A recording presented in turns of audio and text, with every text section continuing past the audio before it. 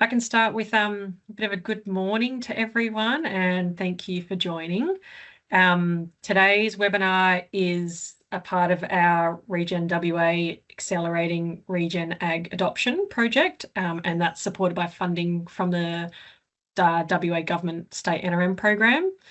And I have taken over the program manager role at Regen WA. So some of you might have come across Bonnie Jupp, who was in this position, but she's gone on maternity leave this year. So working with Mark to finish up this project this year, which is cool.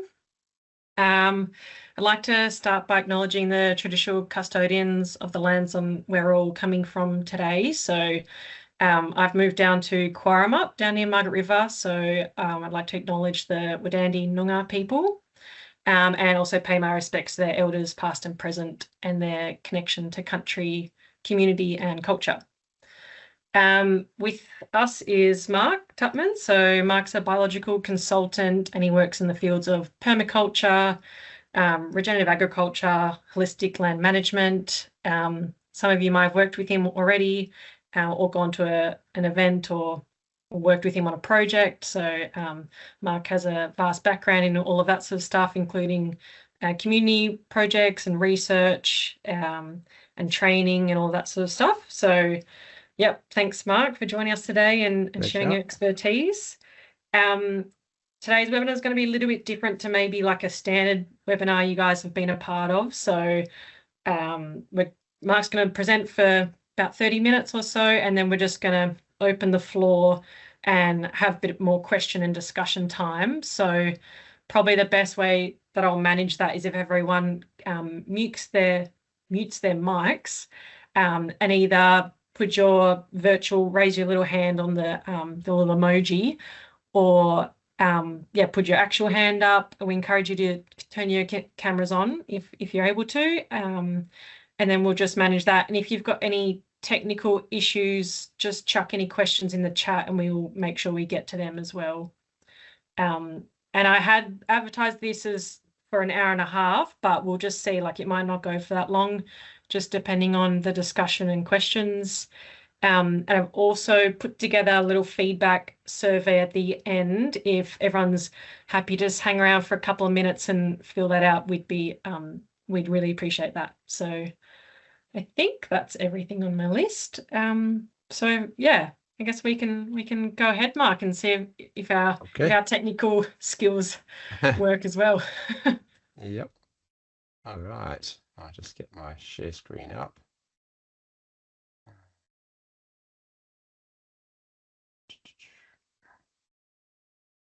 So, is that sharing, folks? Yep. If you cool.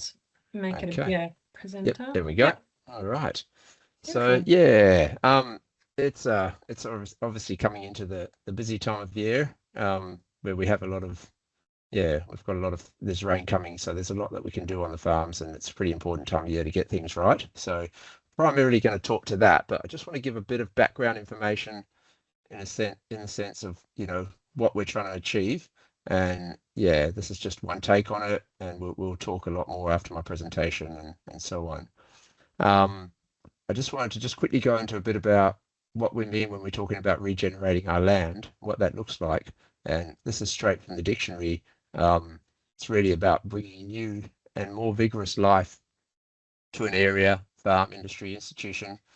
Anyway, in other words, to bring our land back to life. And so the primary means by which we can regenerate our landscapes is by supporting these strong functional biological communities, because they carry out the ecosystem services. And essentially the difference between land that's functioning and is alive and healthy and producing and land that's not is the life that's on that land and doing all the things that it does. So essentially we're trying to bring our land back to life with as much functional diversity as we can. And why do we do this? Because these are living organisms. They do a lot of stuff. They organize things to make things better for them, for us, just for life in general. And so we know we have things that harvest energy, the vegetation, There's microbes and animals and all that involved in acquiring nutrients and cycling nutrients and delivering nutrients, making them available. Obviously, a lot to do with our structuring of our soil, aggregation and permeability and all those sort of things. And also, on a macro and micro level, we've got organisms that are regulating the climate. So the climate in the soil, the climate around the plants, and the wider global climate as well, to do with things like the water cycle and the carbon cycle and things like that. And for us, that basically means when we've got living landscapes, there's greater biodiversity.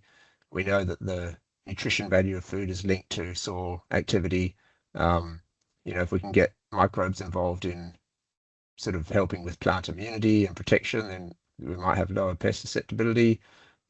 If we can get them cycling nutrients, there's less inputs that we need to use, and obviously, when they're creating good soil structure, we've got less sort of runoff and pollution and waste and that sort of stuff. And then coming back to the climatic regulation, all of these things are making the living environment much more suitable for us and for them and for everything else that's alive. So I just wanted to sort of like, what does that look like? How do we get our our landscapes really pumping? And there's two main processes that really determine the amount of life on a landscape.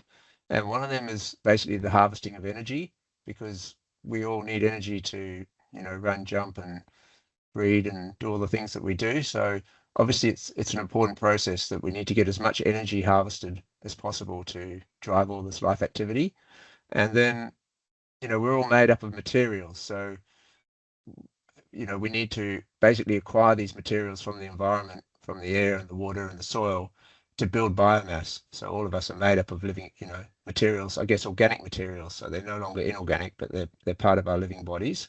And so these are two processes that we need to drive, and they're kind of like interdependent. If you've got materials that you can make available and they can be used to support plant growth, then you've got better energy harvest. And then when there's more energy getting sent from the plants to the soil or available for animals to eat, then you've got microbes that can go and get more nutrients from the environment and cycle nutrients and so on, and then bring them into the biomass. So these two processes are basically what we're trying to drive, and the amount of life that an ecosystem can support is dependent on how much of these are happening.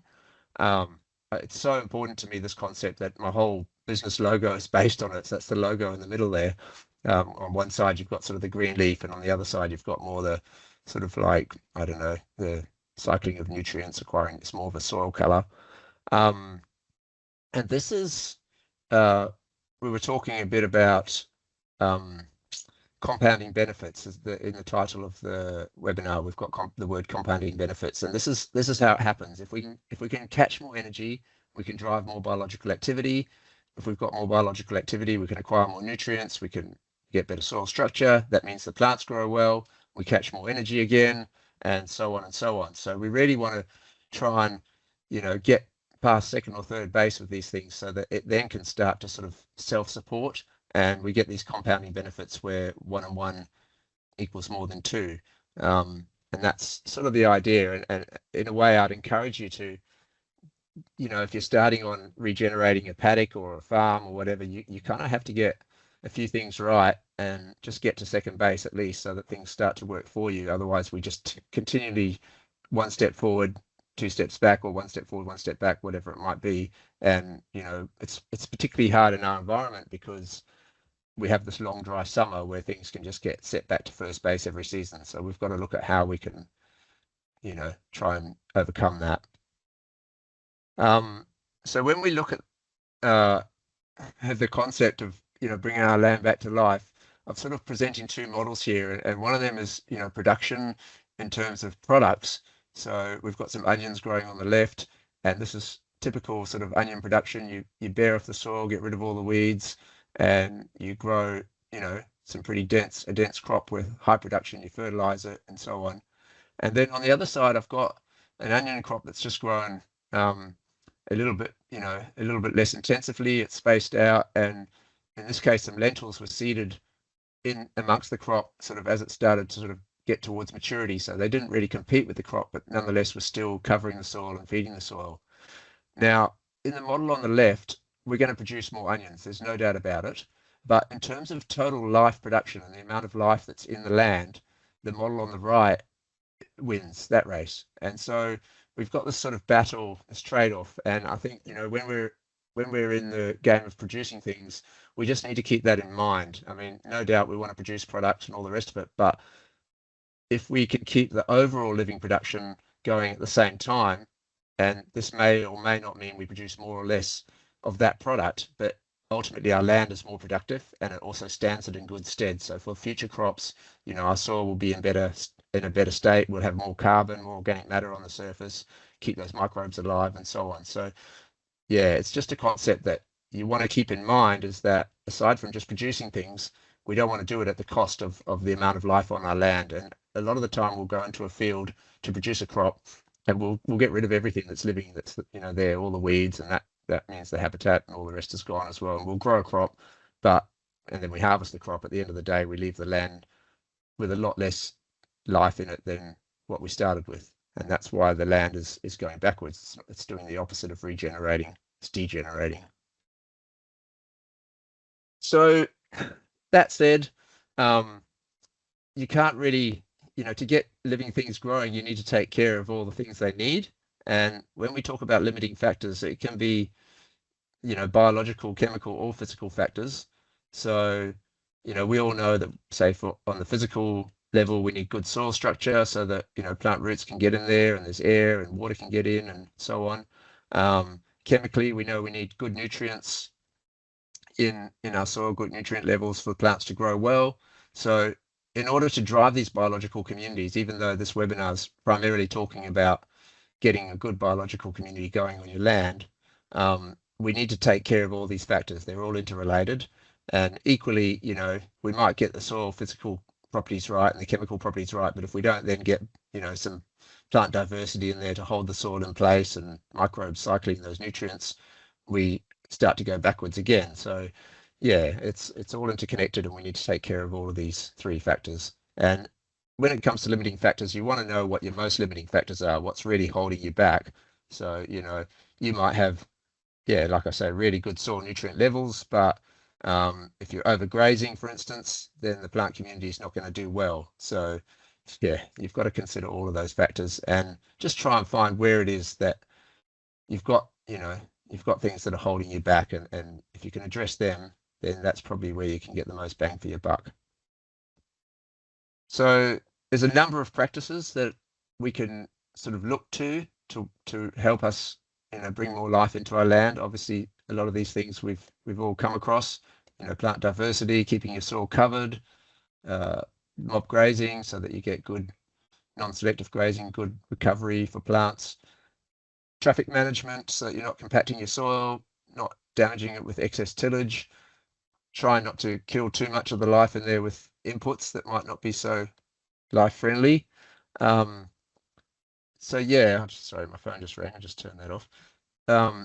So yeah, you sort of these are a bunch of things that we can look towards, and all of them are practices that are geared towards supporting more life on our land at the end of the day. So we'll just have a quick look at them.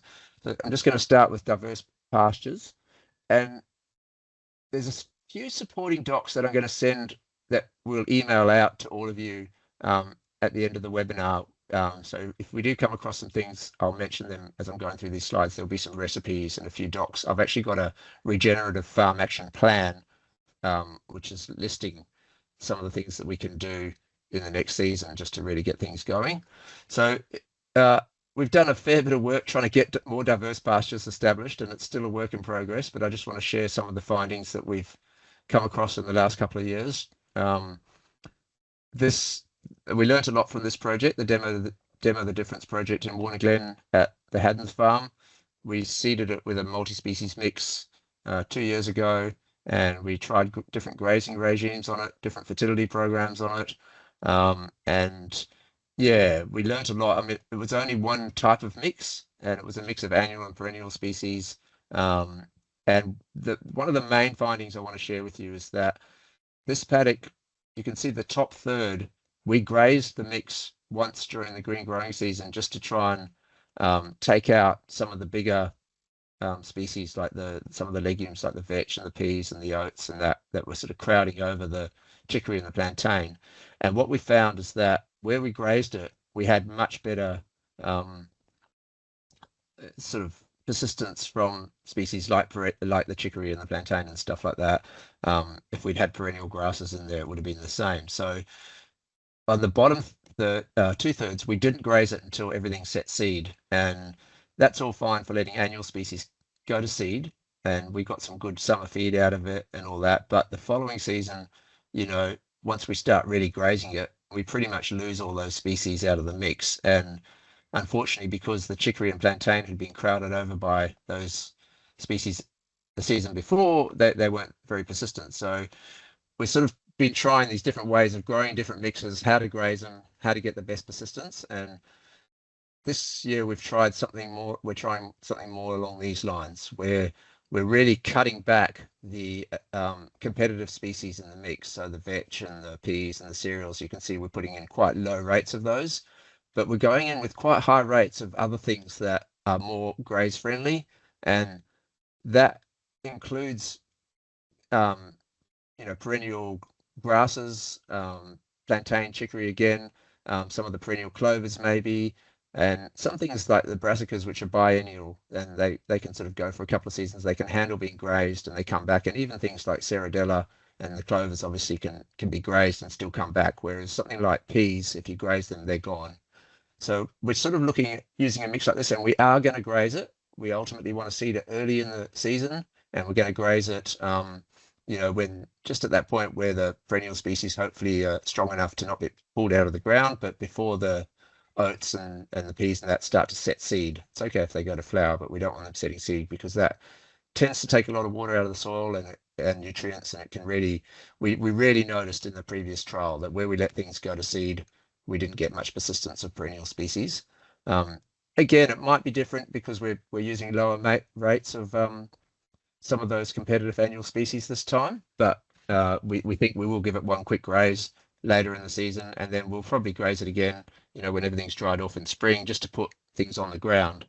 But yeah, one thing I will mention is that if you are going to be seeding perennial grasses, especially, and some of the other species in this mix, and generally speaking, you need pretty good weed control, and so they just don't handle competition. We probably will leave ryegrass out of the mix in the first season because it's too competitive. And there's no reason why you can't seed into it the following season, something like ryegrass. But yeah, we're essentially need really good weed control and want to look at sort of just seeding rates that are going to not cause too much trouble for these slow growing perennials.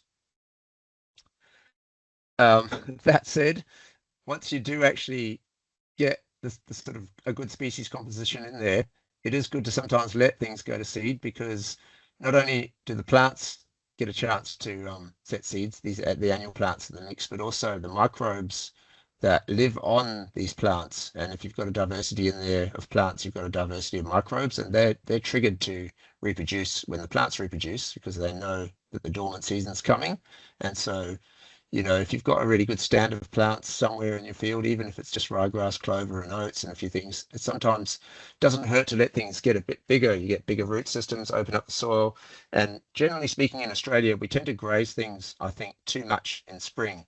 We're trying to keep things reproductive, but we end up just kind of exhausting the plants, and you get these really weak regrowth as the plants are trying to bolt back to seed, and you don't get enough biomass cover in summer.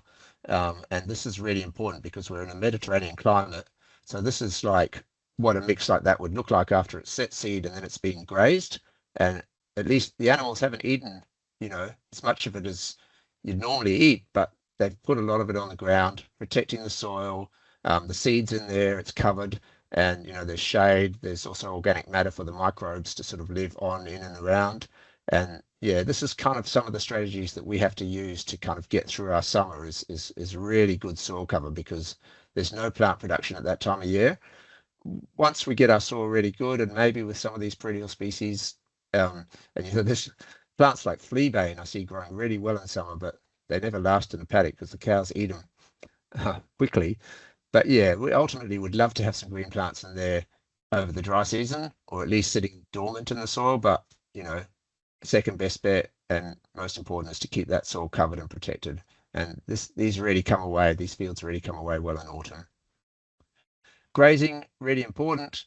Of course, animals, if they're in there in low numbers and they're left in paddocks for long periods of time, they're going to eat out the best species first, and they're going to rebite the best species, and then you end up basically getting rid of all the good species, and you get left with the cape weed and barley grass and all the things that you don't want. So we really need to get our mob density up to the point where we can, get the animals in there. They can take the whole lot down evenly and get them out quickly. And in some ways, if species are starting to go to seed like barley grass and you get enough density in there, they still don't really want to eat them, but they stomp on them, and that lodges the plants. It bends them over, these flower stalks, and it actually is probably better than having them grazed in terms of knocking them back, because they've got the growing points being compromised because it's lodged. So yeah, it can really work in your favor. You want to get those animals in there, knocking everything down to the ground quickly, and then get them out so that the species that you do want to grow can recover. And when we're talking about multi-species and perennial species, they need longer recovery times. So again, another reason to leave ryegrass out of those paddocks. Certainly keep your paddocks with your ryegrass and your kikuyu and all those sort of things, but they're not going to work very well alongside these multi-species, especially during establishment. So yeah, this is just saying you want to get a mob of animals in there to avoid selective grazing, avoid grazing regrowth. They use more of the forage if you force them to eat more of it. Along with all the sugary leaves and the tops of the plants, they get to eat some fiber as well, and they need that, especially early in the season. And you want to give these plants good recovery, good distribution of manure and urine, minimize compaction, and so on. And just to finish off, I'm just going to talk a little bit about orientating our plant nutrition in such a way that it's biologically friendly. Just a little bit about seed treatments. We've been doing a lot of work with that as well, and we are finding there's some benefits to it.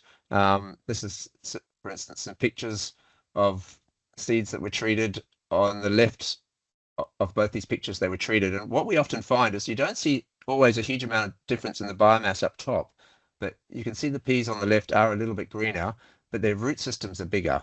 And it's the same on the oats on the picture on the right. The root systems are a bit bigger and sort of seem to be a bit more established. So often with the seed treatments, it just sets the plants up really well.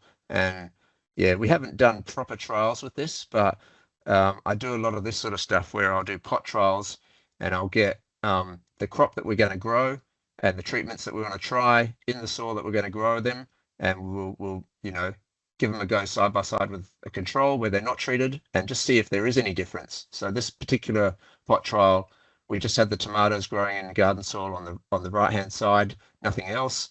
The tomatoes growing in the second row were grown in soil, the same garden soil, but where a cover crop was grown and allowed to go to seed. So this again spawned all these microbes that live on the plants. They had a chance to reproduce, and they're growing a bit better. And then the tomatoes in the third row from the right were just given a coating of compost extract and a mineral mix that I make nowadays, which I'll talk a little bit about in a second.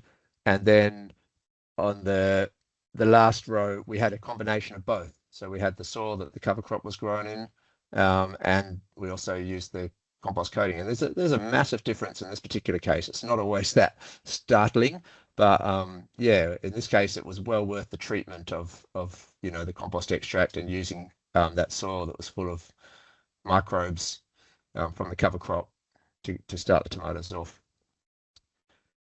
Another thing, I just briefly, we've got, I don't know, I'm sure most of you are familiar with the Healthy Estuaries program, and that's really good to be involved in, and really informative for your phosphorus and potassium applications and all that. I just want to talk a little bit about trace elements. The uptake from soil applied trace elements is pretty bad. So we're looking 1 to 2% for some of them, maybe 2 to 3 for others. And so really we need to look towards other ways of supplying these. And I think they're very important because those very things that I was talking about, photosynthesis, you know, it's important that we have good levels of iron and manganese in the leaves, and probably the best way to get them in there is to spray them on with a foliar. And there's no reason why you can't include some urea in with that, maybe potassium sulfate if you need a bit, and other trace elements as well. Magnesium sulfate might be something that also helps with photosynthesis. So this is just the green column, the second column. And yeah, that sort of helps, you know, the plants to photosynthesize better, which means they're going to produce more root exudates and they're going to drive stronger biological activity in the soil, which then might in turn make more nutrients available and so on. Now, I know there's practical difficulties, you know, having to drive out over a paddock and spray stuff, and I'm not saying that everyone's going to be able to do it. You might not have the equipment or whatever, but a couple of early sprays in the season really sets things up well. So if you can get out there in autumn when it's still sort of not too wet, and just when the plants are young, they've got a bit of leaf matter, just try and get them going, just get them off to a strong start, because all of those are compounding benefits. You know, if you get them off to a stronger start, they're going to be bigger earlier in the season, catch more of the sun, be more established and cover the soil when it's wet and rainy, and that's all going to make a difference. So yeah, that's pretty much the last slide. I'll stop sharing and we can get right into questions and everything else. Thanks, Mark. Yeah. Oh, straight into it. Yes. Yeah, I don't know if that was half an hour, roughly half an hour. No, that was good. Lee, yeah, feel free to turn your cameras on, and then we'll just go through. So, yep, go for it, Lee. There you going. Thank you, Mark. Just out of interest, what was your seed treatment that you used on your? Yep. So we use a couple of different things these days, and I think this is really important. Is that a lot of people have talked about, you know, we're probably all familiar with using Johnson Sioux extracts on our seed and everything, and that's all good. I mean, when seeds in nature, when seeds drop down off a plant, and if it's a healthy soil, there's going to be a good layer of organic matter and you know, some breaking down sort of compost-like sort of medium that they fall into, and that's full of life, full of bacteria and all that, which when plants first germinate, they love to eat bacteria. The leaves, the roots there's a strong amount of root tips in a freshly germinating seed, and the root tips, they actually absorb whole bacteria into their systems through this rhizophagy process. So it's really important that you have a soil that's full of life for seeds to germinate in. However, the seeds, the type of microbes you get in a Johnson Sioux extract are, I guess, what you call decomposers. They've decomposed organic matter, and they're not plant associates, which are the microbes that live on those types of plants. And that's where we used, you know, where we had a cover crop growing, we let it go to seed, and that allowed other microbes that actually live on these different types of plants to reproduce as well. And that's why the tomatoes, you know, work so well. You can do that, and you can use the soil, you can harvest the cover crops, you know, like roots and all, and sort of shake all the soil off around the roots and blend up the roots to get some of these microbes, and you can add that to your slurries and your mixes. But also you can buy commercial inoculants, and probably the most famous one, of course, is rhizobia. You know, it's a plant associate, and if you're growing those legumes and you haven't got them in your soil, then these sort of treatments are good. So those are two treatments. One is the decomposing microbes, I guess, or you know, those bacteria that the plants eat. The other one's the plant associates, which really help them grow and help with all sorts of physiological processes. And then finally, I use this is just an imitation of seed flare, which is a micronutrient product that AEA has developed, Advancing Eco Agriculture. And I'll be honest, we just use the SDS. We got the exact rates, and I've been doing trials with it, and it does definitely seem to give us some good results. It's actually really high in magnesium and cobalt more than anything else. And yeah, I'll give you guys the recipe for that. Right. So I just want to exhibit my bias here for a moment as well. I run biologicals, right? So this is my wormcast beds in the background. Excellent. So a lot of what we do is so in my opinion, and yes, heavily biased, the worm is the greatest sender of microbial signals to kick your seeds off. 120 million years of experience in kicking them off. And I completely agree. What comes out of these and out of your Johnson Sioux, they're not suited to the ground, they're going to die. However, all of this micro signaling or auto-inducers or signal molecules, call them what you like, that they're created on the way, I believe is a far greater effect. Yep. We're losing you a bit, Lee, but absolutely. Until you jump back in, I'll just fill the space. Yeah. Then I think they survive, the first application. Oh. Sorry, Lee, we've lost you a bit. But everything that Lee's saying, I fully agree with. One thing I'd say about the Johnson Sue is it's basically I've gone blurry. I'm in a Telstra. Hopefully you can still hear us. Webinar anyway. Yeah. So a Johnson Sue is essentially a giant worm farm. And the other thing that's beautiful about these sort of systems, whether it's a worm... Yeah, just.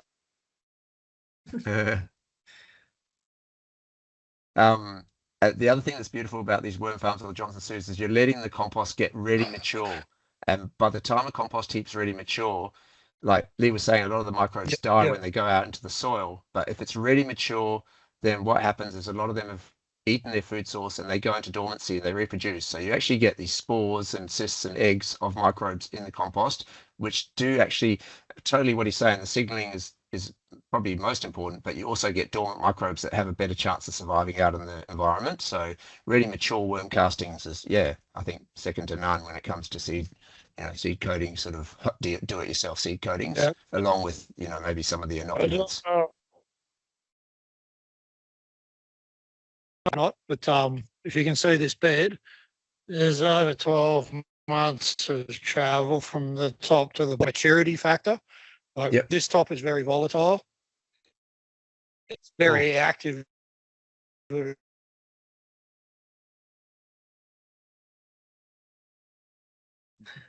Sorry, Lee, we can't see. I can't see your it, screen. Lee. Nah. But by all means, jump in the chat and just anything that we didn't hear you say, whack it in there.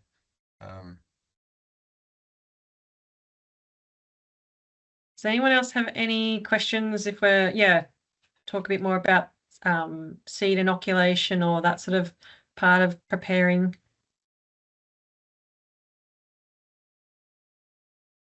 Yes, Eric. Yep, Eric.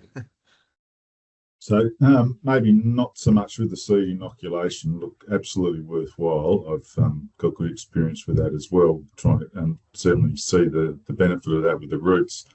But I'm thinking more in season. I think one of the things I'd really like to achieve this growing season is lifting the bricks. I'm struggling to really shift the dial on my bricks meter, and I'm just wondering if there's particular tricks to the trade that we can really sort of guarantee that we're going to do that job. I've mucked around with quite a few different sprays now, but I'm still struggling to get that long-lasting lifting bricks, and maybe it's just time. That's obviously it just takes time to build that soil function and get those healthy plants, so they've got available to everything they need. But that for me would be a massive game changer. It's not necessarily having to grow more biomass, but just the density of that material is going to make a big difference to our system.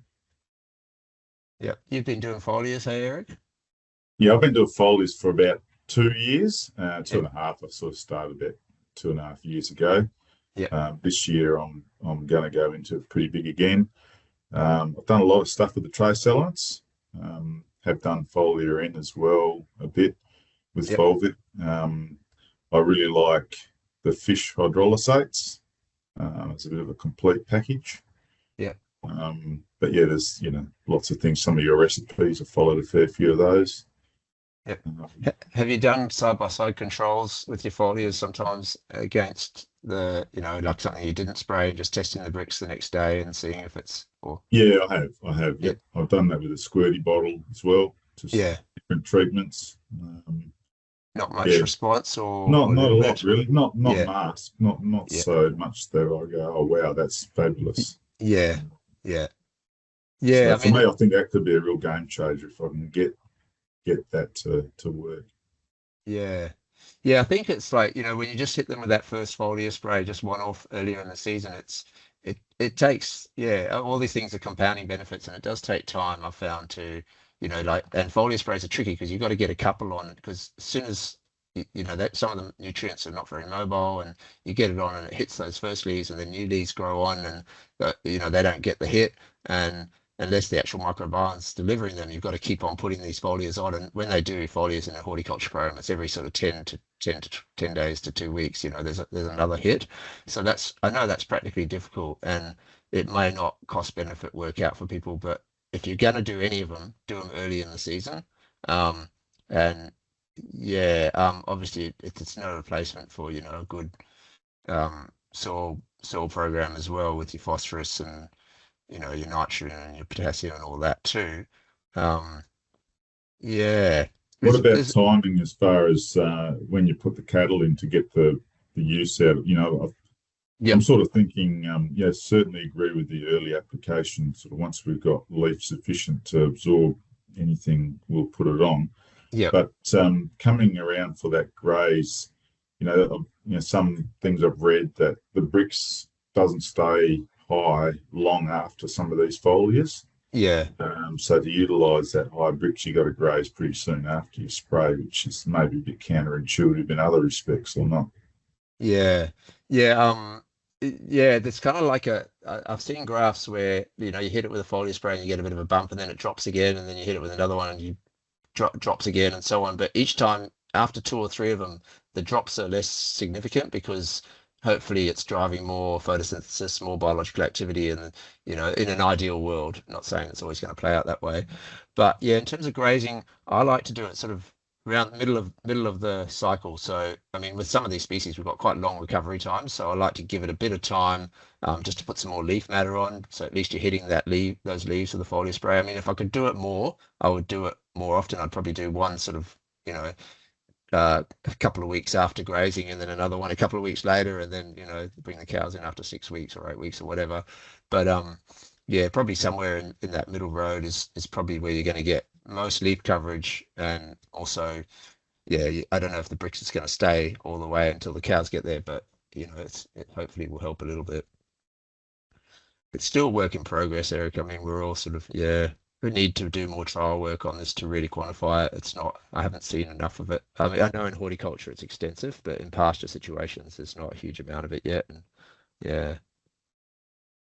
Do you include like things, the sugars, like the molasses and that sort of stuff in your foliars? Yeah, you can. I mean, that can be one way to sort of artificially try and get a bit more bricks in there. And sometimes it can help with just giving the plants a hit of energy, so that they've got some energy to convert some of those nitrates into ammonia, and ammonia into protein, and so on. So it can help with pest resistance maybe a little bit as well. And most of my mixes will have a bit of fish, like Eric said, because it's got some proteins in there. It's also sticky, so it helps it stick to the leaf, and it doesn't hurt to put a bit of molasses in as well, because it can also stick and just give it a little bit of a sugar hit, just drive some activity. And even the microbes on the leaves, it gives them a bit of a hit, and they can sometimes absorb some of those nutrients and hold them and deliver them and so on. But it's so complex with biology that we're sort of doing a shotgun approach, where we're doing things that make sense and we hope they're going to have an effect, but the cost benefit is still lots of work to be done on that. Yeah, for sure. Peter, got your hand up?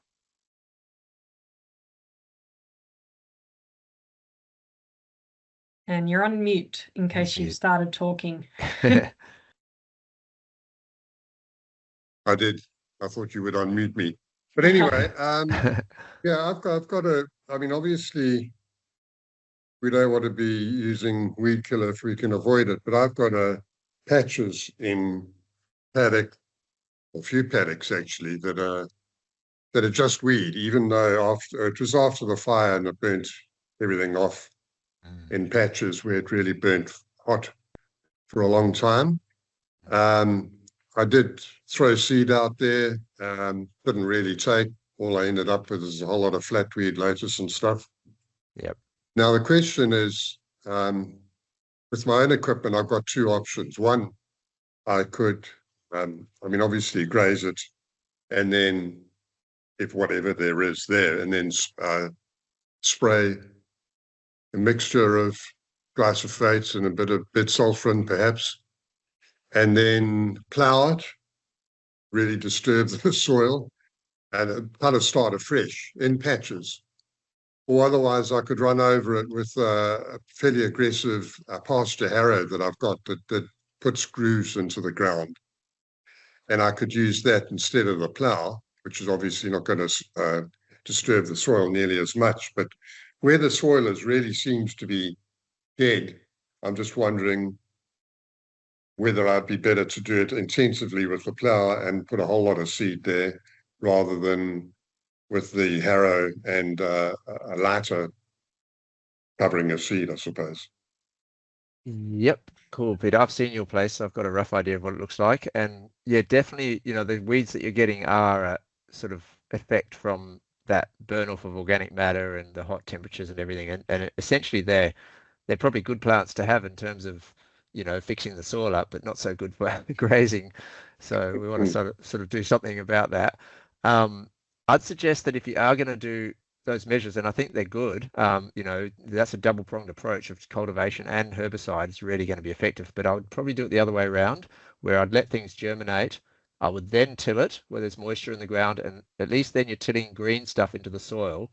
And the other thing that happens when you till is you're going to bring weed seeds up to the surface. So if you spray it, till it, you're going to get weeds germinate anyway. And it's going to be weeds that like flatweed and capeweed and things like that. So probably I would till it, allow a germination event, and then spray it to knock off all the weeds that have germinated in the topsoil, and then seed straight after you sprayed it, or before the next rain event, sort of thing. All of this, of course, you've got to juggle the weather, and you don't want to do it when it's too wet. And I know you've got quite a wet block, so you want to do it early in the season. Yeah, you could even look to tilling it before, if it's green already. As soon as it's green, you could start to look at tilling, or even maybe before that. But definitely the herbicide probably would be the last thing you do before you seed. And it's tricky because I've given you guys a mix, and I'm going to send you a recipe, like that recipe, the seed, different species options. But you might find that in your context, certain things do well and other things don't do so well. And if your soil is not as fertile, or it's got some issues like compaction, then you might find some of the perennials are harder to establish. Things like chicory and plantain, I can almost say for sure they're going to go pretty well where you are, clovers, and some of those other sort of cover crop species like oats and maybe sort of linseed, they'll all do quite well, but a bit trickier maybe with some of the perennial grasses. It's hard to say, and sometimes it's best off just in 1 year you might just try some of those and see how they go. And then if you've got success, then you go for it the following season. And this is another thing, is it's not a bad idea to try things out in your context, folks. And you've got to, it's a lot of work moving animals, seeding paddocks. It all costs money, it's all time. So I often suggest to farmers you just pick a couple of your smaller paddocks first, or your paddocks that you really want to work on, and you go with them, and you make sure you do it right on those, because you have to get everything right to get any compounding benefits. There's no use seeding a multi-species cover crop if you're going to go and graze it the wrong way, because it'll just go back to square one and you've wasted your money and your time. So you have to do all of those things right, and that'll all be outlined in the doc I sent to you, sorry. But yeah, you try, if you're not sure, try things on the smaller scale first, I guess. Yeah. That's a very good point that you just made. I think I tend to latch onto one thing at a time and then screw it up by carrying on one avenue instead of doing mixing it and doing whatever is necessary. I mean, straight after we finished here, I'm going to be shooting out there and moving my herd, because I reckon I've had them in the paddock too long and they've taken off all the cover, basically, and exposed the soil. Yep. Because I was following the idea of grazing hard, but the wrong time of the year to be doing that. Yeah, that's it. Yeah, they're probably, yeah. I've seen your place too, Peter, and I remember we looked at the one paddock, which was quite a small paddock, and the composition of species in there was a little bit different, just simply because the grazing pressure is a bit higher, the mob density, and that that makes a big difference if you can get that grazing pressure right. you're going to really change the species composition in your favour. Yep. We've had Well, someone talk about that as well. They're like, the intense grazing and how you've got to kind of ebb and flow it with the season and don't stick to just like one rule of thumb, I guess. So it's a little bit of like observing that and learning as well. Yep. Yeah, but the attraction was the idea of grazing everything, including the weeds, because I seem to spend my life trying to deal with weeds. And if I could get the cows to just eat the bally things instead of me spending half my life trying to deal with them, it would be great. Yeah, they're not that keen. Yeah, that's a lot of the time if you get the density right, they stomp them rather than eat them, and that's good too. Yeah, it just comes down to mob density. I mean, Eric can talk to that too. It really has to be, I mean, I would say as a minimum 200 DSE per hectare to really start getting that effect.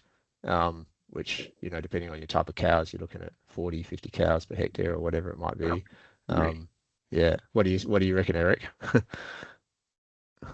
Yeah, I'm 100 cows per hectare, so there you go. I'm going a lot harder. Yeah, great. But it's a daily move. And I think the question about weeds, it is a bit of it's a tricky one. And for me, it was a weed once, but I don't look at any plant as a weed now, except for double Gs. Probably the only one I would classify as 100% weed. Everything else to me is an indicator species or it's a forage. Things like flatweed, you might think, okay, that's a weed, but it's highly palatable. Cows will chase it down to the ground, and it's lifting calcium up. It's basically looking for calcium, and it's also a deep taproot. So it's a poor man chicory, really. Free chicory plant right there. It's got a similar sort of taproot. So it's doing a job for you. Similar thing, dock, you go, it's not very palatable, but it's just telling you you've got some compaction issues. So, it's there. Capeweed's another classic. Capeweed's an early colonizer. So, yeah, it's one of those ones that you see a lot in the wheat belt where a lot of cropping rotations, not a lot of ground cover after those events. And, yeah, the pasture paddocks there, and a lot of sheep on them historically, not so much these days. You see a lot of capeweed in the wheat belt, and it's basically those plants trying to cover the soil. And I've got a lot of ex-blue gum country, and it's quite interesting to see what sort of plants come up in the first couple of accessions. You get a few thistles, you get some inkweed in the first couple of seasons, but they all disappear after you start getting a few things right. So I suppose for me, I would question what is a weed, and just think about how you can fix the problem it's telling you have. And sometimes it is grazing management. Sometimes, there's only really two types of grazing out there. A lot of people get confused with all the different renditions of this, that, and whatever, but essentially there's only two. One is selective grazing and the other one is non-selective grazing. So selective grazing is what most people have, where the animal chooses what they want to eat based on palatability, and they'll hit all the preferred species and leave the non-preferred. And that generally happens when you leave the animals in a large area and they can preferentially just walk around and they're in that same paddock for a long time. So they also eat the regrowth, whilst the alternative to that is non-preferential grazing, where you are basically telling the animal you have to eat what's in front of you. There's no other option. And it's remarkable to watch how animal behaviour adapts over time, and they just remove everything.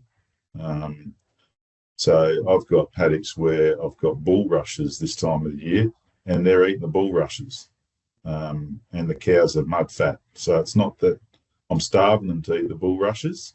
It's just that they know what's in front of them. They've got to take it down. And cows will do it better than sheep. So essentially, I suppose in brief, I'm using the animals to work for me rather than me working for the animals by fixing the problems myself. I'm letting the animals fix them. Does that help at all? Absolutely. Yeah, sounds very sensible. Thank you. It's interesting. I recently did a session with a client, and they, were sort of essentially rotationally grazing, but very low numbers, and it equated to what Eric said. It was selective grazing, just be moving selective grazing, you could say. And we looked at what sort of density we could get the cows up to and divided up a paddock and all that. And just the amount of time it bought them on their rotation, when the cows are utilizing more of that forage in a quick period of time and utilizing more of the fiber, which they need often with these, C4 plants, especially early in the season. So the cows were better off for it, but they were just buying so much time that they had so much more growth by the time they got to the subsequent paddocks that, to be honest, it wouldn't matter if they stopped half them into the ground anyway to feed the microbes, because they still had way more feed in there than they would have had, and the overall amount of feed that they're getting from really getting the cows in there in the density to take down everything is great. And it doesn't hurt to have some stuff just going back to the soil. Doesn't all have to go through the cow's guts. So if there's always going to be a stomping effect with mob density, and it's a good thing, and we really need it in our climate. And coming back to the summer thing, when you've got that dense cover, high cover, if you can get the cows in there, and it's amazing. Like they do selectively graze to some degree.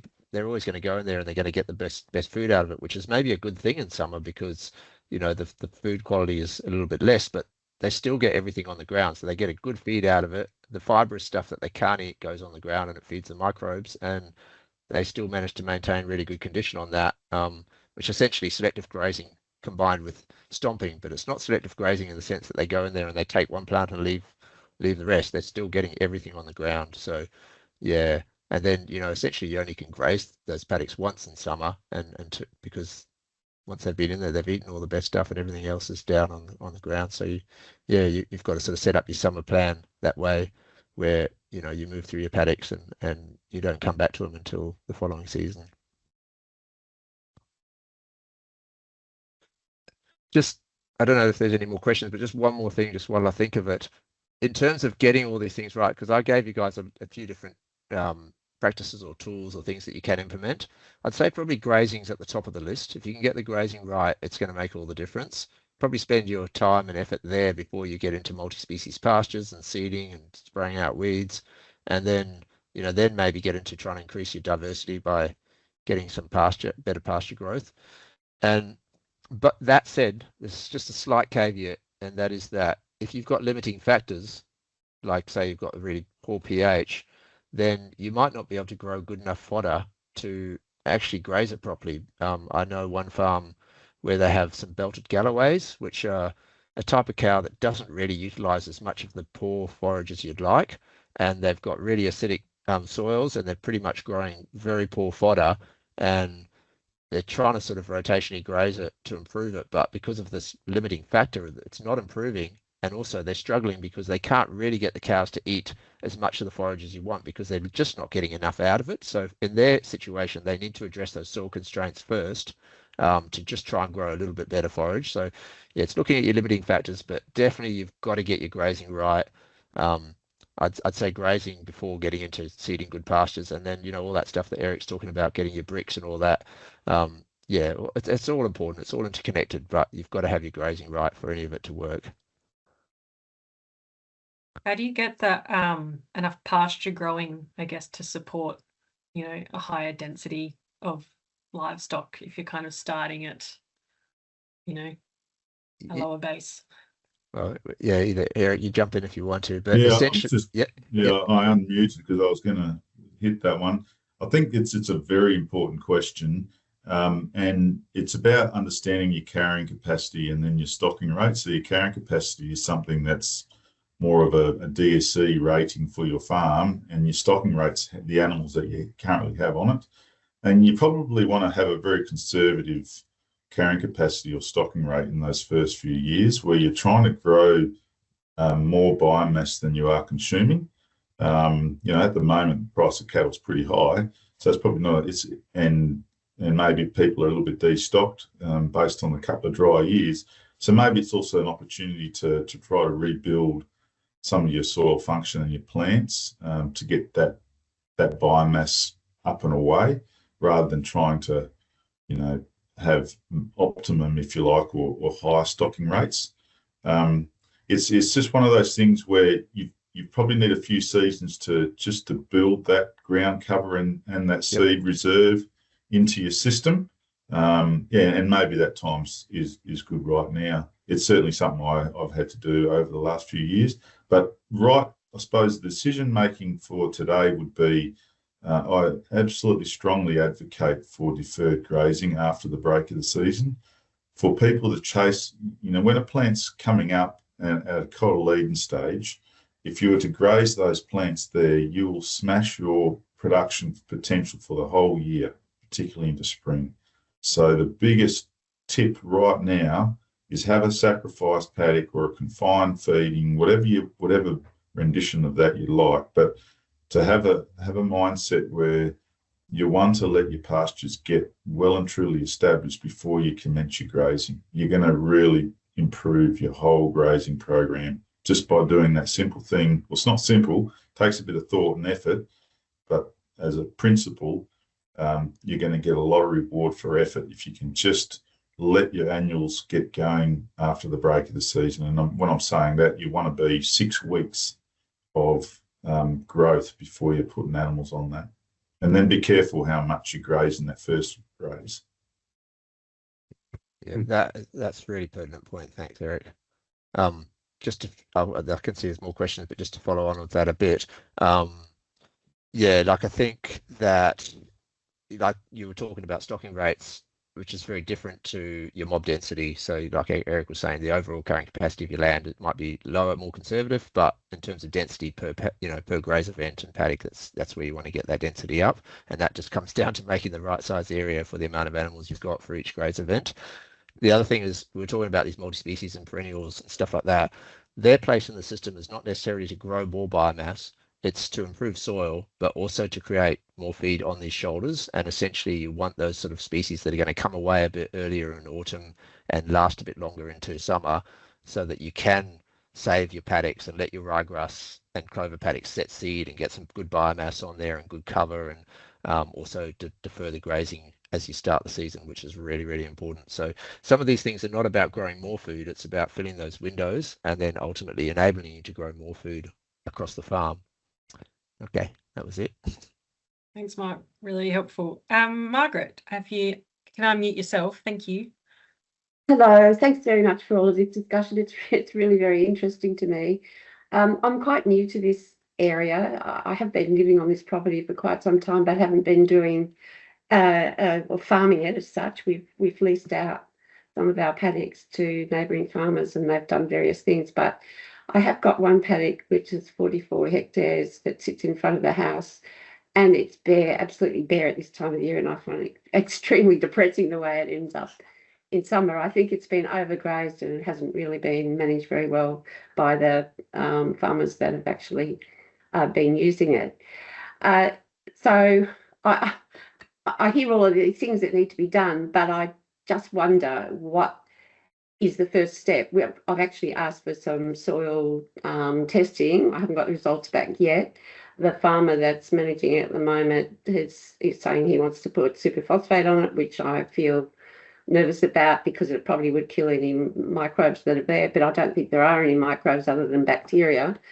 So I guess my question is, would I go down the traditional route and try and increase the mineral fertility of that land first, get something growing on it, and then start using some sort of biological treatments to actually get the biology up? Or do you just leave that to the plants to really generate themselves? In terms of the pasture itself, there was a mix of pasture put on it a couple of years ago, but it was sort of a bit, I think the timing was wrong and it didn't really take very well. There is a bit of clover that comes up every year. We get lots and lots of capeweed, which the farmer actually did spray with. I'm not quite sure what he used, but he obviously raised the bricks sugar level of it, and the sheep, it's grazed by sheep, it's not cattle. Obviously it got the bricks level up, and the cat and the sheep came in and they ate all that down, trying to get rid of the weed. But to me, the weed actually provides coverage, and so is that a better scenario to have? So I'm just throwing it out there, wondering whether there's a step-by-step process that perhaps I should be insisting on? Yeah, it's a tough question to answer with a definitive answer. It's like I guess it comes down to what your limiting factors are, and yeah, soil test will be really helpful in that way to just see what's going on. Obviously, when the plants are growing, you can see what sort of biologies, what sort of weeds and species are there. That might be a limiting factor as well. But probably, is the farmer still grazing it at this stage? Not at the moment, no. The sheep But haven't been on there for quite some time. The but farmer but I've got at that the moment is he's yeah, reasonable about those sorts of things. So okay. But he will be grazing it into the season when it starts to grow. when it starts to grow, but we've agreed on a rotational system where we're going to Okay. rotate it around 3 different places. I mean, we have actually also got other paddocks that haven't had cattle on them for any grazing for 15 years. No particular crops. They've just been left. We've been doing a lot of forest regeneration, I suppose you could call it. And so there's been gradual natural regeneration, and there's just grass. I'm not even sure what sort of grass it is, which is another question. Should we aim for native grasses, or is that not a good idea? Yeah, just going back, maybe I'll go back a step just to the grazing. So with the farmer bringing the sheep on there, the essential thing is that if you want it to regenerate, right now the land sounds like it needs more plant cover and like well-developed plant cover, so like good root systems and all that. So yeah, I guess the grazing has to be limited. If you can sort out your soil constraints, that would be a really good thing, check the pH and just see where the status of your nutrients is, and it might need a bit of help in that department. And yeah, when it is grazed, you really want the animals on there and off there in as large a number and as quickly as possible, and then let it have really good recovery to keep getting those plants growing, because that seems to me like, just on hearing, one of the most limiting factors. Native grasses, that's a huge can of worms to open. A lot of work involved in getting the weed control sorted, and I think it's a battle that some people can take on, but it doesn't sound to me like in that situation maybe that it's a viable option at this stage of the game. Other people might have more to say about it. I haven't got extensive experience with it myself, other than knowing it's quite practically challenging. And yeah. Well, I'm just wondering whether we should actually plant some sort of a pasture mix at the moment, or whether we just let something come up, and because I think there's a bit of a seed bank there from what's been put on in the last couple of years. So it somewhat depends on your goals. I mean, if your goal is soil improvement, you probably don't need to worry about it just yet. I mean, the weeds do a great job of that, and often they're just the right thing to do that. If you're trying to grow lots of forage, or you're looking for a combination of both, then maybe that would be the case, that you'd look at seeding different stuff, but it all costs money. And if your main goal is soil improvement, maybe it's better just to get the grazing right and let the weeds grow for now, and then maybe down the track, when the soil's a bit better, you could start to look at putting in species. Again, if the soil's not good, it's the species that we really want to grow, they're sort of higher plants, they're not always going to persist. If the soil is pretty bad, it's just going to go back to weeds again, which are trying to fix it up. So when you're saying the soil's bad, are you talking about the microbiology, or are you talking about the nutrient? I'd say it's a combination of both. Depends. You'd see what happens in the soil test, but definitely physically, I'd say if it's been overgrazed, there's a good chance it's a bit compact. It's like lacking aggregation. And so, yeah, all of those factors, probably non-wetting, it might be all sorts of issues. Yeah, all that. Yeah. So in that sense, you just need to, I mean, it could be that you need to do some ripping, for instance. Like, it's hard to say exactly what it is without looking at it, but yeah, trying to find what that is, and I guess tying that in with your goals. So whether you just want to improve the soil, or whether you're trying to grow lots of food for the cows, or a bit of both.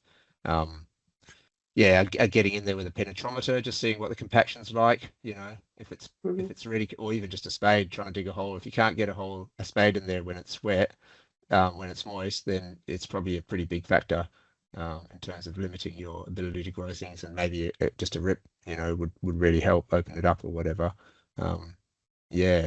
Could you do like a bit of tillage with some biologicals and seeds? Yeah, that's an option. I mean, people often do that, a combination. I mean, if you are going to go to the effort of tilling it, you might as well seed it as well, Yeah. with some hardy species and species that you know will do okay. And yeah, maybe you can add some biologicals in with that as well at planting, just to help them get off to a good start. But at the end of the day, like, doesn't matter what practice you're doing, the way we regenerate our land is by getting it back to life, and the way we do that is by supporting the vegetative community, because everything flows off that. So the way you graze it, the way you feed your soil, the way you manage your soil, it's all about creating a strong vegetative community. And sometimes in our pursuit of growing a product, we sacrifice that. We'll just grow a crop of something, and it gives us what we want as a product, but everything else goes backwards in terms of the actual amount of life and the strength of the diverse vegetative community. So even if it's just weeds, that's a step in the right direction, in terms of regenerating your land. But of course, we have to balance out, the production side of it as well. But whatever you're doing, the end goal is a strong vegetative community, and all the practices have to be orientated towards that.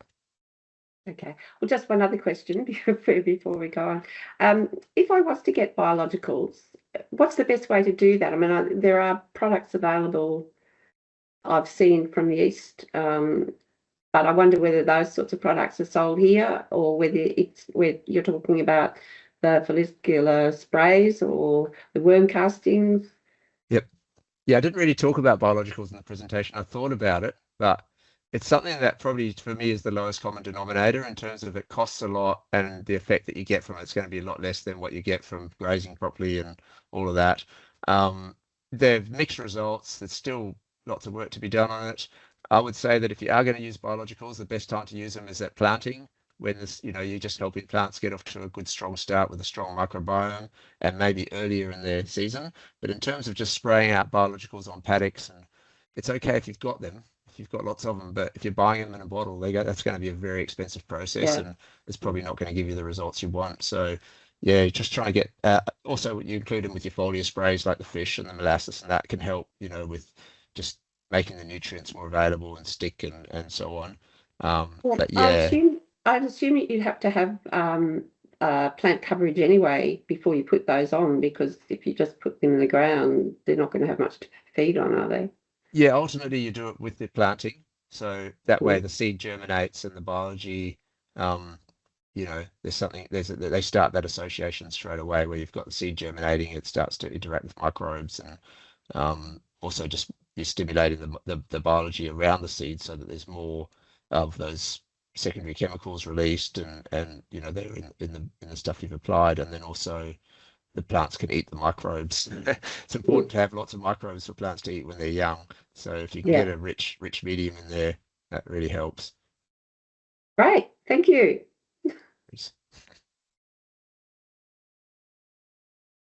So Eric was off mute before, if you had anything to add to that. Yeah, okay, I will add a little bit. Mark certainly covered pretty much the majority of it. The only just what I picked up on with some of that discussion was that there was a higher cape weed and maybe a little bit of clover in there.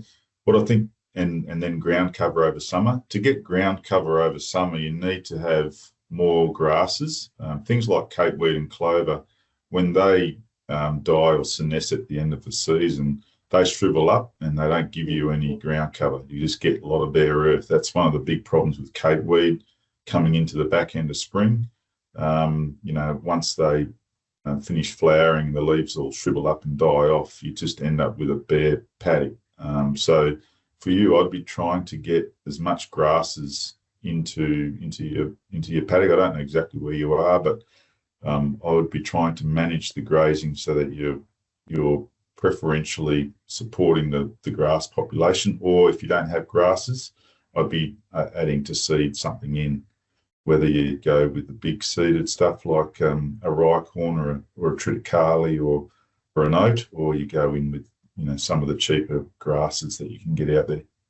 Yeah, well, I'm in the Wagen area, and we do have some grass. I couldn't even tell you what it is actually. It looks like some sort of rye grass, and I know there's a very red looking grass that the farmers tell me is not particularly good for stock. So there's a little bit there. So if I was in the Wagen region, I'd be looking at one of the a coarse cereal crop of some sort, whether it's an oat, barley, triticale, rye corn, something like that, that's going to create lots of biomass that you can lay down over the summer. Just trample it down. You know, they'll consume some of it, but let it get stalky and let it try to trash it down and to get some ground cover. Just give your soil some cover over summer, because you're not going to get that with, like I sort of had that example of Kate weed in the wheat belt. It's very common and it just bears off paddocks for summer. Yeah. And you'd plant that now, that cereal crop, or later? Yeah, so it's after the break of the season. You can dry seed this stuff in, but yeah, the big seeded stuff, like your barley and your oats and what I've just said there, they're very easy plants to establish. Yeah, you want to get it into the soil rather than on top of the soil, if you can. I'm not sure what your leasee has as far as equipment, but there's plenty of seeding rigs out in Wage and region. So if you can get something drilled into the ground, that would be a much benefit. And if you're going to the trouble of drilling something in, I'd be putting in a legume like a vetch or a pea as well. Oh, yeah. Great, thank you. Yeah, vetch and a rye corn, vetch and oat, they're all really good combo for getting that biomass, and they support each other quite well and everything. Thanks, Eric. Awesome. Any other questions out there? Just on that dry seeding thing, sorry, Timmy. It does work to some degree. Obviously, the weeds germinate at the same time as the stuff you plant. And Eric said like oats and vetch are probably, if you were going to dry seed, those species would probably be, you could get away with dry seeding with those to some degree, whereas other species you won't. Like they just won't persist. They'll get outcompeted by the weeds. So yeah, those are two species you could seed before the rain comes. Again, mixed results. But if you want to get more thorough establishment and establish a range of species, then your weed control has to often be a lot better, especially the first time round, while you're getting everything, all that weed population under control. Good. Thanks. But yeah, the people that do dry seeding, like the no-kill cropping, are doing mostly cereal sort of stuff. Really, yeah, they sort of one of the few things that can compete with the weeds. So do we know when it's going to rain? No, you never know. And dry seeding's always got a little bit of risk involved, but if you're setting it to a good depth with big seeds, you've got a better chance. You know, like if the water's getting down to that level, and hopefully they'll get out the ground, and yeah. And if you've got non-wetting soils, having a furrow is quite a good way of harvesting some of that moisture. Yeah. So look for a machine that's going to leave a bit of a furrow. Mm-hmm.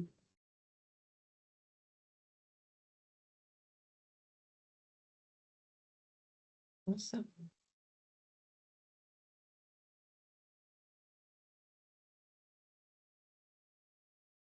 Any other questions?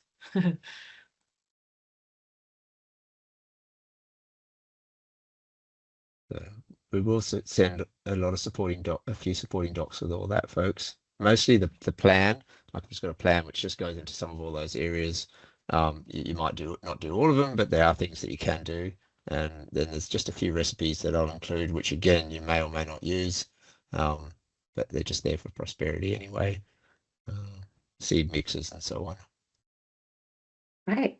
Thank you.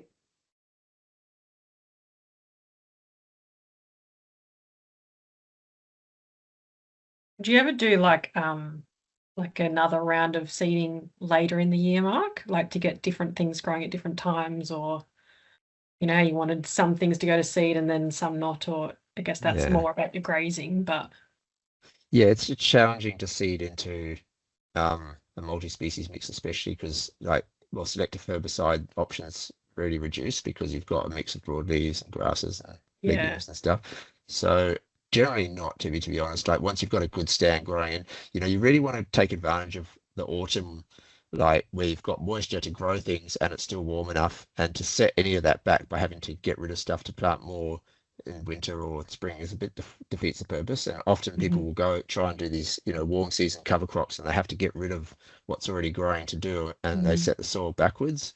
And tillage will do that, especially in the springtime. So yeah, probably not. But what I do sometimes is we will seed like a nurse crop, like a cover crop, and then the following season we'll seed, dry seed some more perennial type of species or more graze tolerant species into that. So we might start off with, like a lot of those oats, vetch type things that we're talking about, and then the following season, if we don't want to start all over again, we might have some existing stuff that's already there. And if you've got a paddock that's already got some good species in there, but you just want to add a few other things, sometimes you can dry seed in, just depending on the weed pressure and what you've got. You sometimes have to pick your species. But yeah, not normally doing interseeding during the actual season. Yeah. There was a question in the chat maybe, or goodbye or something. Oh, Thomas was just saying he'll upload this video so people can revisit the conversation as well. Yeah, we can send a link out in the follow-up. Again, anything else that was mentioned might be handy. Try to think if there's anything else. We've made good time. Hour and 20 minutes. No, it went pretty quick, hey? Yep. Sorry, one last, sorry to interrupt. You said vetch and something else are good companions. What was the other plant? I think just grasses and cereals, or grasses and legumes, sorry, in general are a good combo. They sort of do different things and that. So yeah, I think if you're going to throw a cereal, having some sort of legume in there with it is good, and vice versa. Okay. Yeah. It was vetch and peas was the one that I mentioned, but for your environment, I probably wouldn't do peas. Vetch is a good one, particularly if you've got good pH. But down where you are, I'd be just going with an aerial seeded clover of some sort. Just go with some of the clovers. Yep. Whilst out wage and way, you wouldn't do that. You'd use peas.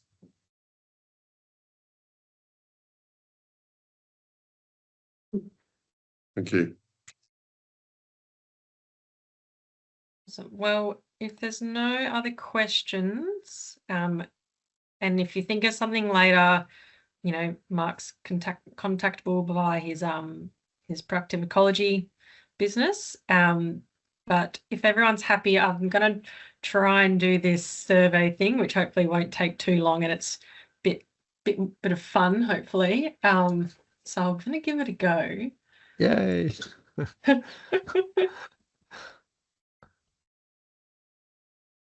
I wonder if I can just, okay.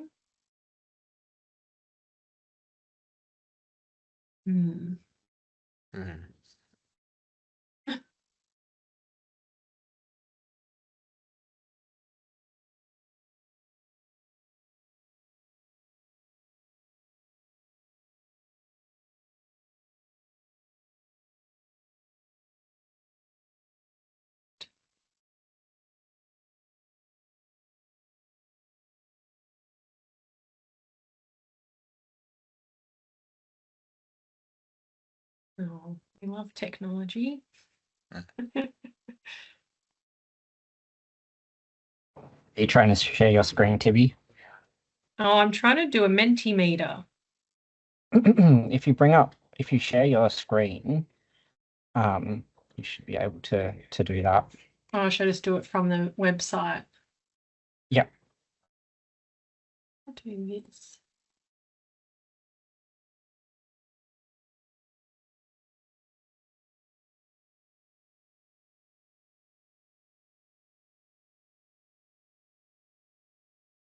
Nice, that's in the chat.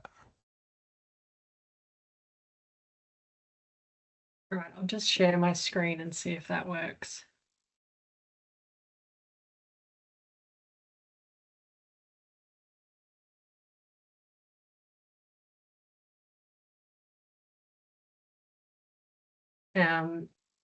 Everyone will have to go to, I think if you can click on that link that I've sent in the chat, does that take you to the Oh, yes. Can see people joining. Awesome.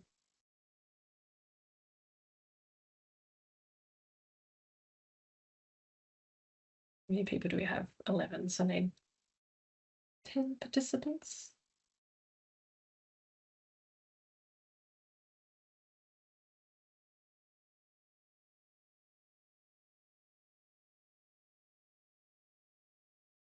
All right, cool. All right, let's give this a go. On your screen, do you all have, the way you can enter your own answer? Yep. Cool. So if you're a regen farmer, what practices / principles have you implemented? It can be short, sharp dot points or whatever.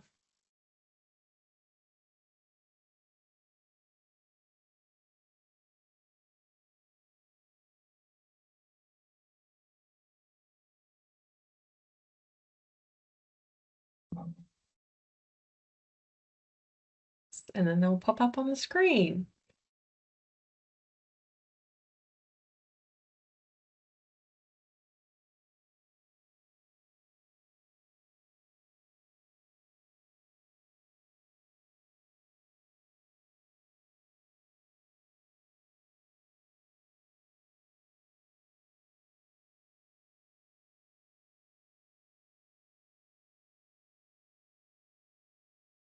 We've got some similar stuff happening with rotational grazing, cover cropping.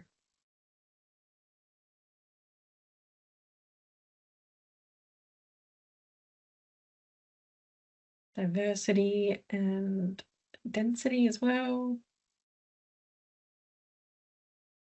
While you guys are doing that, we're setting up a few paddocks this year, and if you're not familiar with Kiwi Tech stuff, it's really good. I mean, we're finding that it's so affordable that we can permanently leave the lines up for the season because it's so cheap to buy spools of the stuff, and it's really good quality.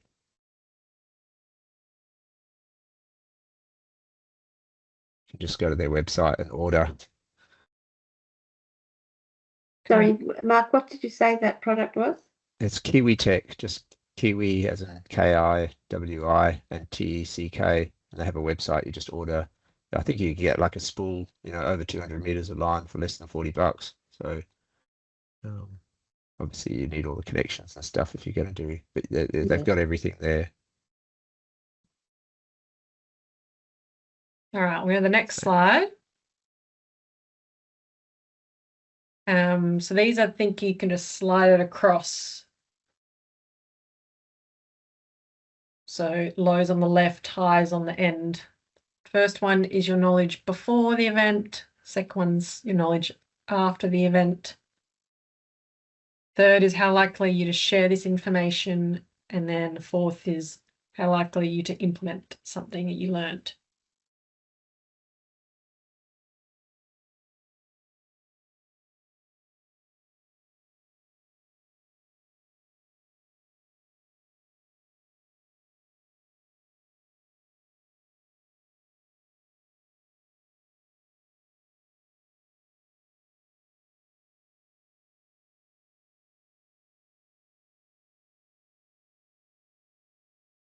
Nice.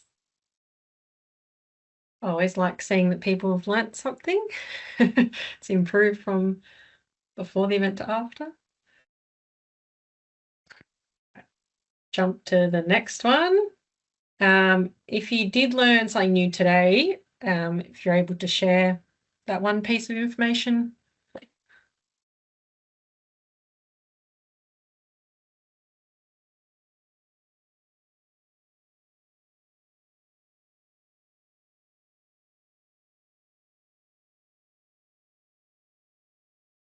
Like Peter, how he's going to go out and when he moves his cattle and go look at his weeds, or not weeds, his indicator species.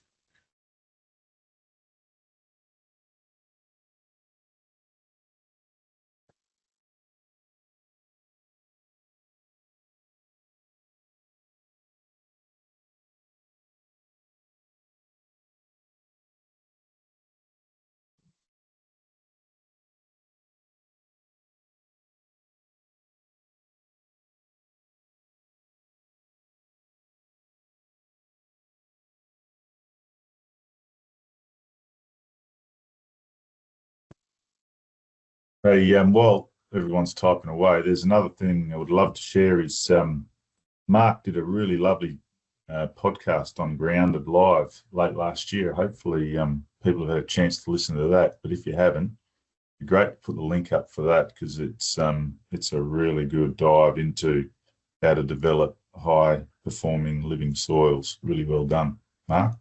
Thanks, Eric. Yep, I'll share the link with Teddy. Nice. Are you going over again this year? No. Fair enough. Yeah, it's great, but yeah, a bit far. Too much to do. No, it is good though that they do the podcast. Yeah, it's great. Yeah. Try and share it. Yeah, beyond the 2 days. Yeah. So where actually was it? It was at Bridgetown at the Galloway, Murray Galloway, Murray and Raquel Galloway's farm. Galloway Springs, I think they call it, something like that. Yeah. Yeah. It's all very like no PowerPoints, just all verbal presentations and recorded.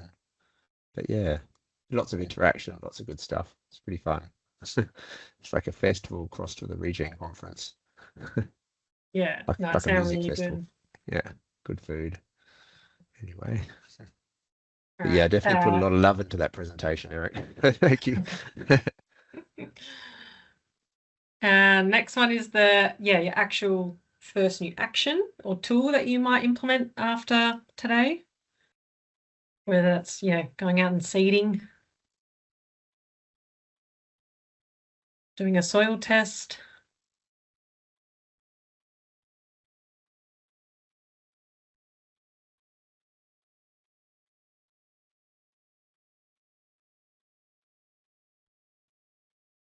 We didn't really put a figure on recovery times, folks, but I'd say at the absolute maximum 3 days, you're going to start to get regrowth on your best plants. So if your cows are in the paddock for longer than 3 days, they're going to be second biting. Just a quick little thing that we didn't mention. Prefer to get it down to less than 3 days, of course, but that would be the.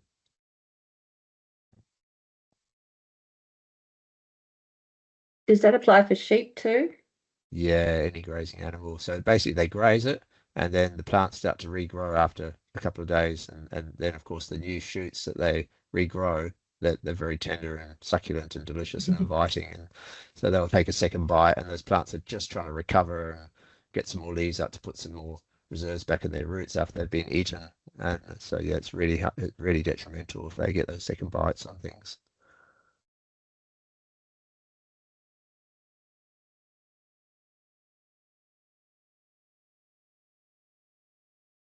Do you use the I-line calculator, Eric?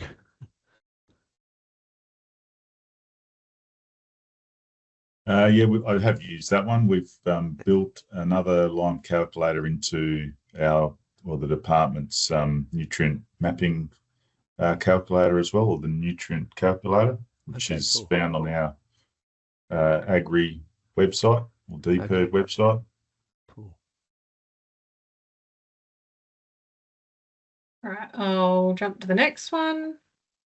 This is just to help us, improve our communication. And there's only really options of Perth and or Region WA socials, but there is the other one. So whether that was through Mark or, a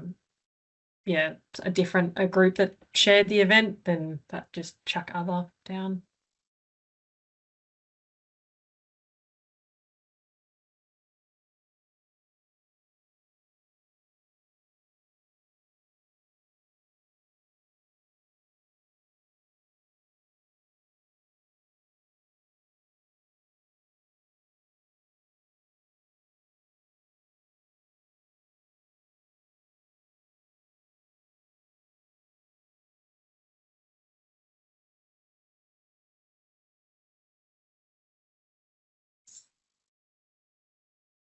All right, jump to the next one. So these are just common topics that we've often discussed with landholders. Just for us to, in the future for projects, to think about, what people are most interested in, then we can try and tailor and consider that when we're forming projects. So yeah, anything that resonates, so you're like, yes, I'd like to know more about, soil biology or maintaining water and water quality. I think you can select multiple in this as well.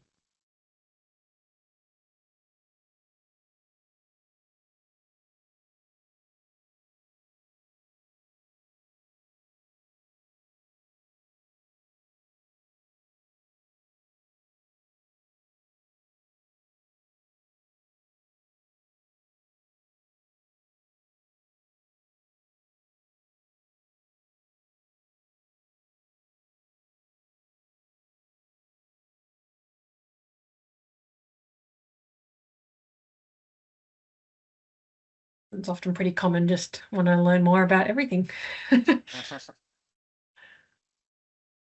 Cool. And then that's it. And then you can just do a little thumbs up, or if there's anything else, I know someone clicked other, so if there's anything else you wanted a bit more information on, or future events on, you can just chuck it in there, or just let us know in emailing us or anything like that.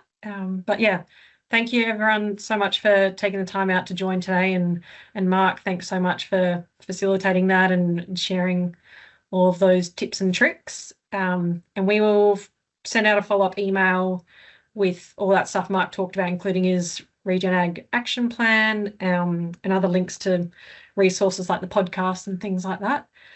Is there anything else you wanted to add, Mark? No, just thanks everyone for coming. Thanks, Eric, for joining us too, chipping in some Yeah, stuff. thanks, Eric.